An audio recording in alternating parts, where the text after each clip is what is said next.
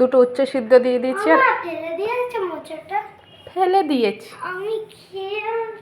পাপা দেখলে বকবে না? মোচাটা না খেয়ে ফেলে দিয়েছি, পয়সা দিয়ে কিনে এনেছে তাই ভয় ফেলে দিয়েছি পাপা ঘুম থেকে ওঠার আগে। দুটো উচ্ছে সিদ্ধ দিয়েছি আর আলু সিদ্ধ দিয়েছি, ভাতটা ঢেকে দিই। এই দেখো, চলো দেখাই। ছোলা এনেছে খাওয়ার জন্য, খায় না তাই ভিজিয়ে রেখেছি, বড়া বানাবো। সবজিও বের করে রেখেছি, ভেন্ডি আছে, পটল আছে, উচ্ছে আছে। হ্যাঁ আজকে নিরামিষ, আজকে সোমবার না। কি রান্না করব জানি না। সকালে আলু সিদ্ধ, উচ্ছে সিদ্ধ আর ডালের বড়া দিয়ে খাওয়া হবে। ডালের তো বড়া না, ছোলার বড়া দিয়ে খাওয়া হবে। হ্যাঁ হ্যাঁ, দুপুরে কি হবে সেটা দুপুরে দেখা যাবে।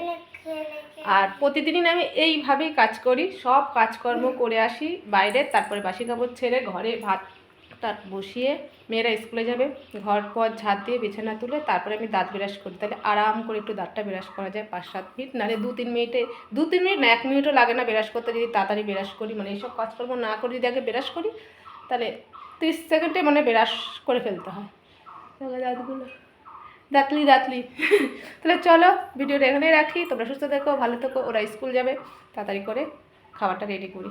টাটা।